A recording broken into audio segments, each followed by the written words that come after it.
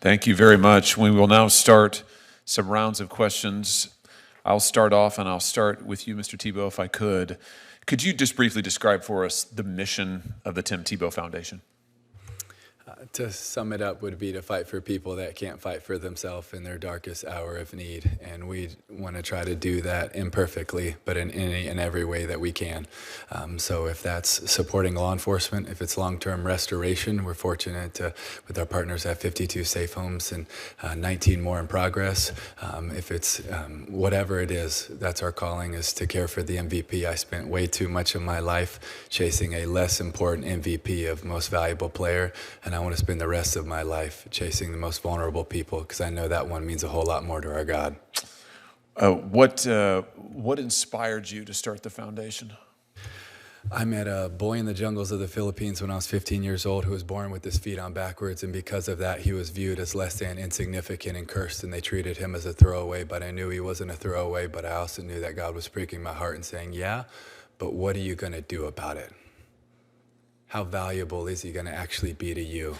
Because what do we do with things that we say all life has value, but when we say something has value or valuable, what do we do with our valuables? We treasure them, we protect them, we care for them. How come so often we very rarely do that for life and life abundantly? And so that's what we are called to do, is to care for life so that life can be abundant, and so that we can truly try to bring faith, hope, and love to those needing a brighter day in their darkest hour of need. And there's a lot of people in their darkest hour of need right now. Let me ask you about some folks who are in a dark hour of need. I've got a chart that I think will come over my shoulder here. This is showing the increase in the production of child sex abuse material just in the United States online. You can see this dramatic increase from 2001 to 2023. This is numbers, I think, from NCMEC. In 2023 alone, there was 104,370,572 separate images and videos of suspected child abuse reported in the United States of America.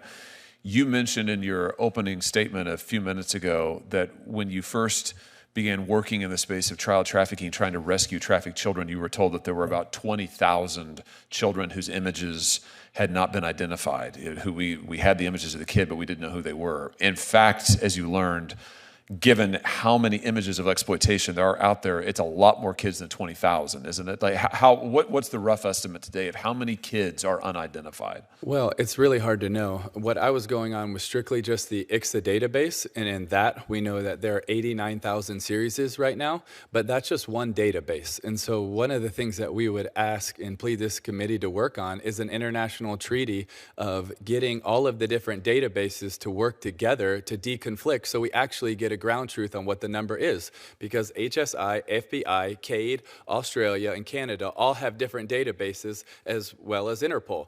Could we get those databases to work together? And I know there's some sensitive, because it's a crime scene in every single one, so we got to be sensitive with that. But at the same point, we could work together to truly understand the real number of how many boys and girls are waiting to be identified and how many boys and girls are suffering in the middle of that still right now. Let's have a look here at what just the Interpol images show, what we're looking at in terms of content of unidentified exploited children by the numbers. 84% of the images were of actual sexual abuse, not simulated, but actual. 47% of the NCMEC images contained extreme abuse, including actual rape. 60% of unidentified victims are under 12. 60%. 65% of unidentified victims are girls, and almost 5% of the images were infants. These are just extraordinary numbers that give a sense of the scope of the epidemic that we're dealing with here. Let me put up another poster that you reference and ask you to explain what it is. It's a diagram of the United States, a map of the United States with these pinpoints all over it. Can you tell us what this image depicts? Yeah, that's a DOJ database, and every one of those red dot maps is a unique IP address that is downloaded, shared, or distributing child rape images, almost all under the age of 12. And that's just a 6-month screenshot of it, and there are over 338,000 on there. And if you could also look, there's blue dots on there. You can't really see them, but the blue ones are the ones that are under investigation. In a sea of red. Isn't that a problem of what we're talking about? It's unbelievable. It's overwhelming. So let me ask you, against all of this backdrop, tell us about Operation Renewed Hope, what it is, how it works to help kids who are unidentified, who are trapped in abuse. What does Operation Renewed Hope do? Well, it does a few things. It's bringing together law enforcement and victim identification specialists from all over the world to work together in the same room with the best technology and the best training. And it's amazing what happens when you do that, to be able to see the results. Operation Renewed Hope 1 had 316 identifications. The next one, Renewed Hope 2, had 417 identifications. Renewed Hope 3 had 387 identifications. And with all of that, over 550 of the boys and girls have been safeguarded. And we're praying that Operation Renewed Hope 4 blows the first 3 away. So it's a surge of resources, forensic analysis, tools for victim identification. It's a surge of resources for a few weeks. Is that right? 2-week sprint. Yes. 2-week sprint. So just imagine what might be possible if instead of a 2-week sprint, we made it permanent. If Congress permanently surged resources toward victim identification. Well, I think to back up for just a second, a few things that are important to mention is at C3, the Cybercrime Center, who is the best of the best in this space, there are 10 victim identification specialists. And one of the things that we are asking Congress is to authorize so that they can hire more. That's one of the things the Renewed Hope Act does, is it allows them to hire 200 positions. 70 of them will be at C3 and 130 of them will be in the field. So imagine our chance of fighting back against this evil if we go from 10 to 200. We have much better odds. Could you imagine if any business or any area in life, and we would say, you got at least 89,000 boys and girls that you have to identify, and hey, here's 10 people that are amazing, and they're the best, and I love them very much.